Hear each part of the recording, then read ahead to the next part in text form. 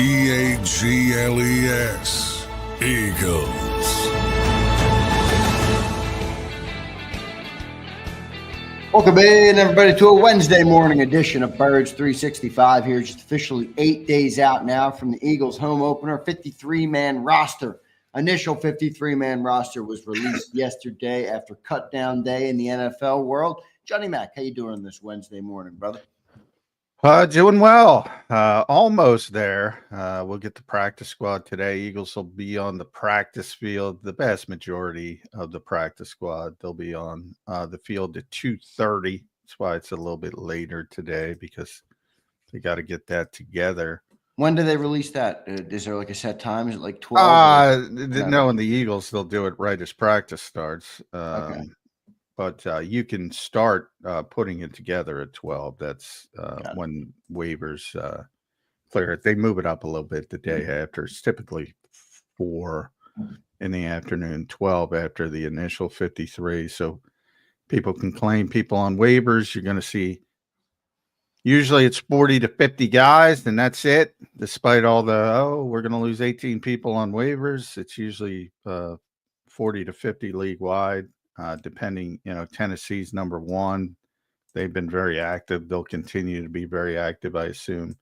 Eagles are going to have a tough time getting anybody on waivers because they're 30 seconds on the waiver wire. So, and you have to be very judicious. It's not like you can claim like 15 players in case somebody does get through, because then they're there. They're yours. So. And you have to put them on the 53. So Would it be crazy to say they won't get one person on waivers? Yeah, 2018 they got one after Super Bowl 52, and maybe BLG or remember. I have to look it up. They did get one that snuck through. But yeah, it's difficult, and again, that because you can't. I think a lot of people will just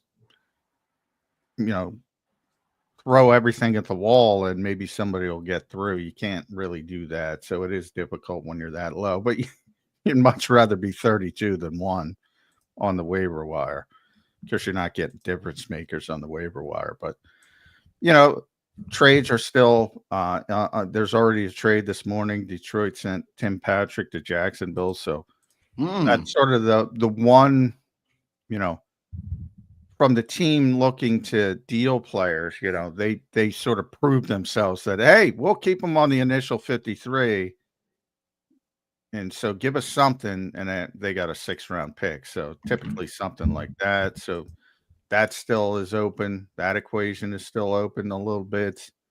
And Howie, one of the things Howie mentioned is we're not done. That's his words, not mine. We're not done. Now, he also mentioned September. We have to see what we have in September. So could be referring more to the trade deadline. But wouldn't surprise me at all if there's a move or two today for the Philadelphia Eagles. No, I think you're right on that, Johnny Mac. No trades the last couple of days. I was hoping to see one come down. Maybe they are still trying, and let's see what they can do. Today, as you mentioned, 12 o'clock is the start of that window. They're on the practice field at 2:30. John, your rights to seeing more than 15 minutes of practice have officially ended. So I don't know what you'll see today. Yeah. But so, I say this every year. Occasionally, it's 20, if they have a longer individual period, or occasionally it gets bumped up a little bit. But for all the people, how's he looking practice? We don't get to see practice anymore. So there's, very clandestine part of guys developing on the back end of the roster, things like that. And certainly as you get to preparation for individual opponents, which is why they kick us out, and they'll start getting to that today for the Dallas Cowboys. Good stuff. John, yesterday the initial 53-man came down. Let's talk about it real quick. We did do a recap video last night, but just the names that stood out to you. For me, it was 11 offensive linemen. Darius Cooper obviously made the team. I'm looking at who's going to return punts on the team. And then the 2 defensive tackles that they kept as well, Kyle and Granson. There was a couple different moves I thought that were not surprising, but, maybe could have went a different way. John, your initial thoughts on that initial 53 that came out yesterday? Yeah, I was surprised they went as deep as they did on the offensive line, number one, because, they didn't play that well during training camp or the preseason, the backup guys. It's interesting. It's very difficult in these types of circumstances. So many people show up to talk to Howie that maybe aren't typically there. The Cameron Williams one was interesting to me for two reasons. One, we didn't know Miles Hinton was hurt, so I thought they would put him on injured reserve, and they just sort of flipped it and put Miles Hinton on injured reserve, and he's designated to return so he can come back this season. But, I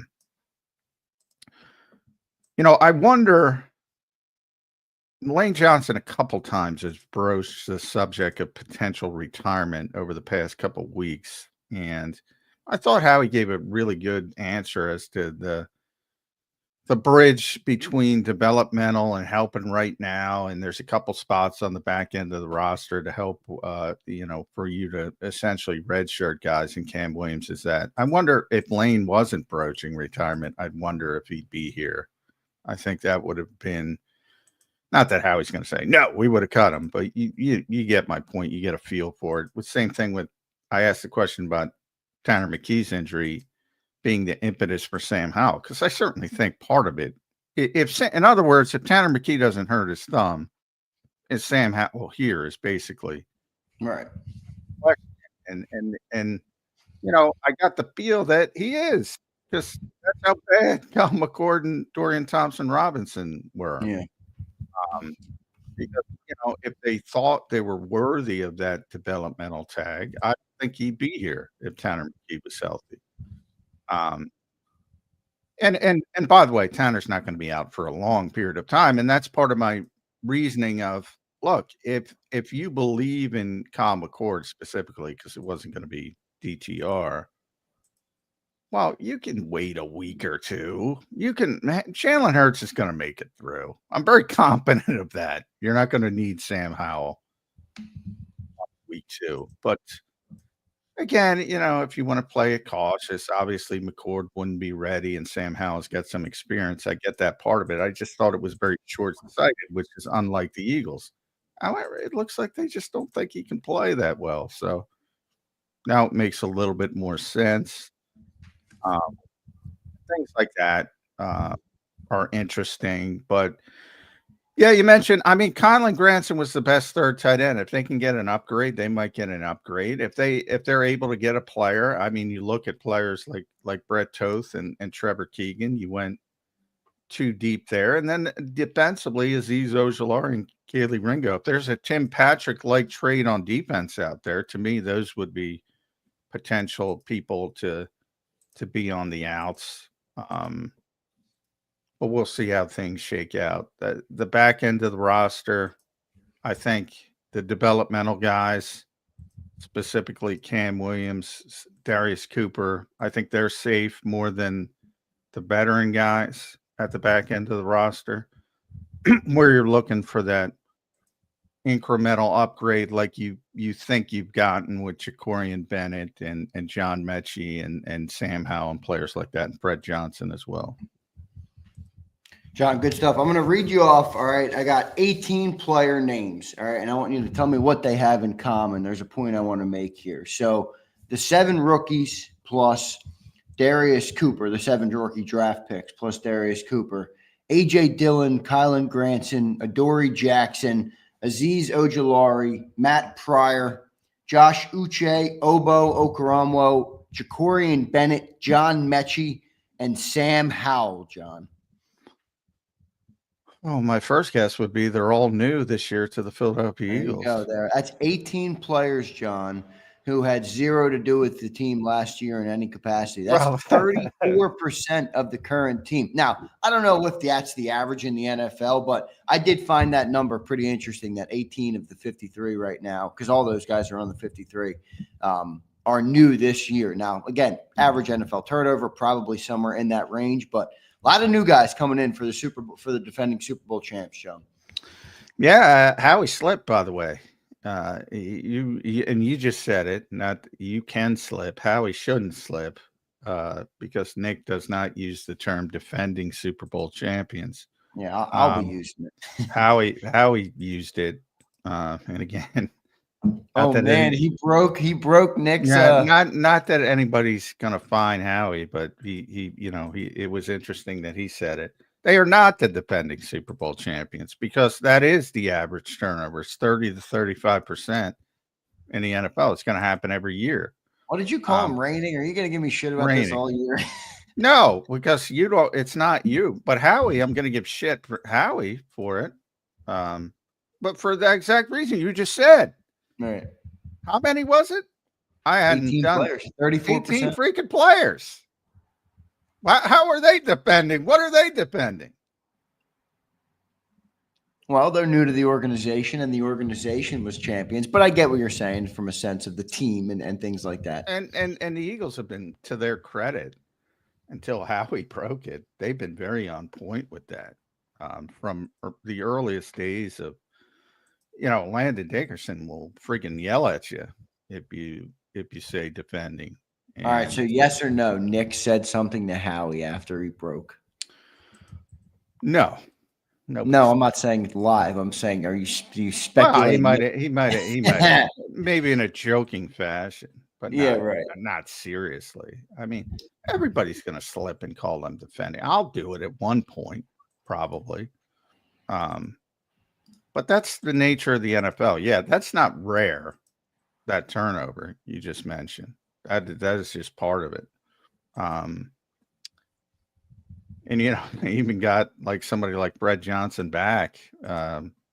That's just typical, unfortunately, for the modern NFL. And that's why a lot of the reasons why people talk about great teams and I've always considered the Patriots the greatest sort of organizational run, even better than the great teams of the 70s, who probably had better teams for their time frame.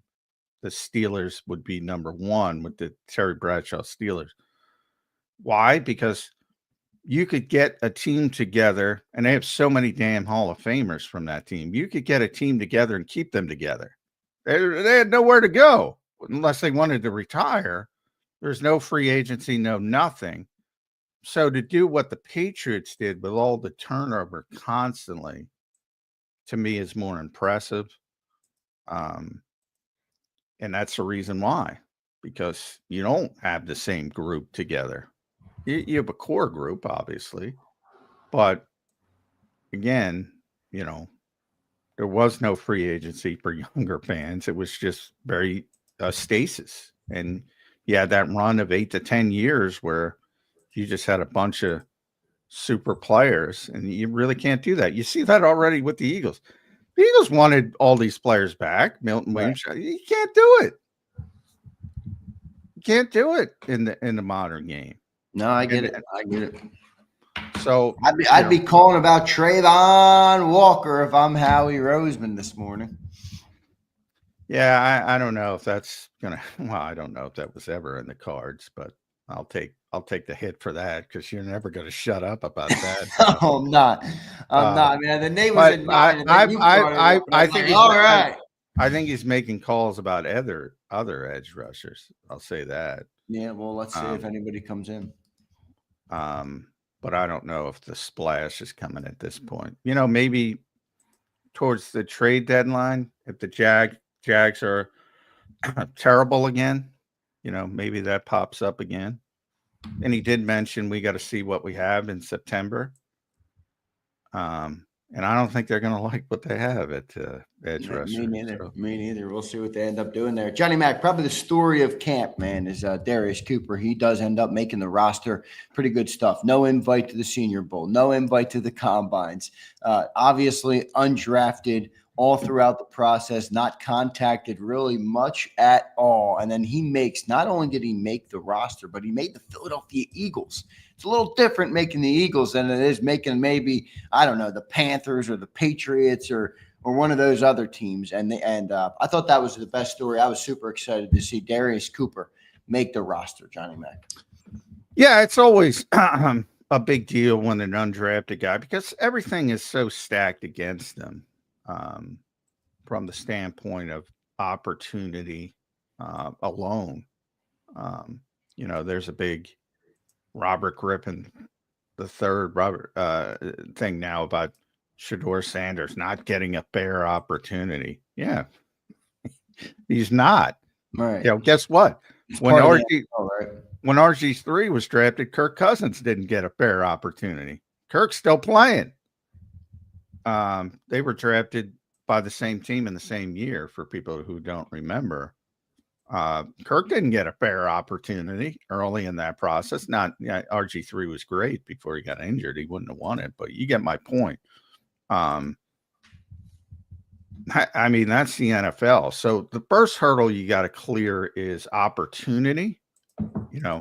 The best example of this, and Nick mentioned there's been a number of guys over the years since he's gotten here, most notably Reed Blankenship. That's the key. There's always these little stories because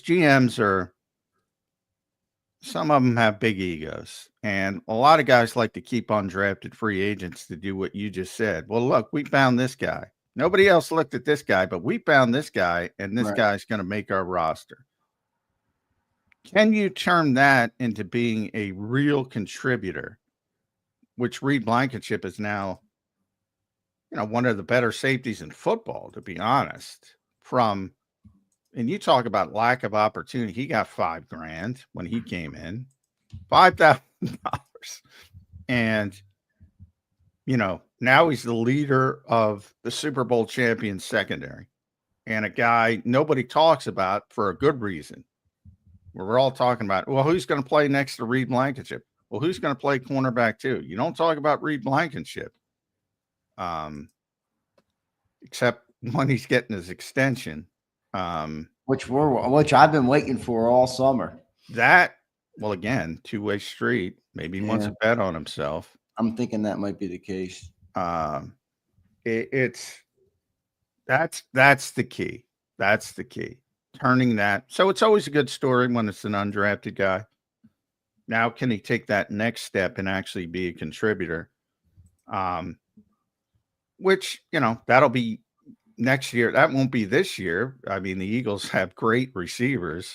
Yeah, unless catastrophe strikes, it probably won't be. Yeah. And that's the part. But it's always around the league, you'll see people trumpeting up the UDFAs who made the respected rosters, and it's always a good story because they're beating not only the odds, they're beating the ability, the human nature ability of overcoming a draft choice, which is very, very difficult to do, and seems to get more difficult by the year. Especially at that spot this year, John. I mean, I think even before Darius Cooper's emergence this summer, you had talked about that as the deepest wide receiver room in the Sirianni era. With Terrace Marshall had a good early camp. You had Johnny Wilson and Ananias Smith, obviously Jahan Dotson coming back. I mean, that was not a room that was looking for an emerging player, really. And then they trade for Mechie to add to the room.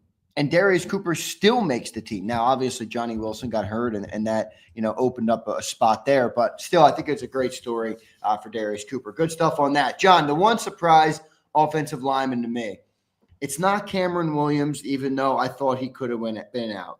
Miles Hinton went to the pauper or the injured list. We'll learn more about that hopefully soon. But it's Trevor Keegan, John. I haven't seen anything from that guy in 2 years, and he makes the initial 53. Your thoughts on that and kind of what they did in the offensive line room as a whole? Yeah, well, once they traded Kennard, I shifted to Keegan making the team. So I can't say it surprised me. To me, the decision was Keegan versus Toth, and they kept them both. That surprised me. And I just thought it was easier from the perspective of Brett. You can cut and get back to the practice squad because he's vested. He doesn't have to go through waivers. So I thought that's why I leaned Keegan over Toth. Right. I don't think Toth is obviously more likely to play.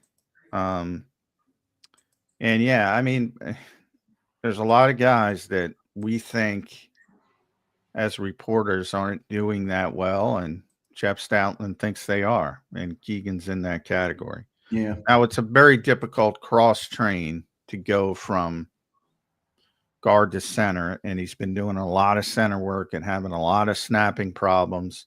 And Howie mentioned that when he drafted Drew Kendall, it's not a natural thing to do for most people, snapping the football, shotgun snaps,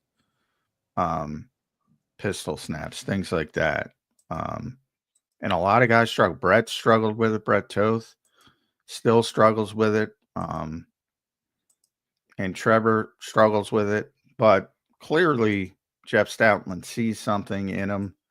To me, the second part is his natural position guard. He's not big enough to me for what Jeff Stoutland usually wants, but he sees something, and you can see he's earned the right in the organization, and probably rightfully so, that they went heavy, even though it didn't look like they should went heavy. And that a lot of that has to do with Jeff Stoutland. Yep.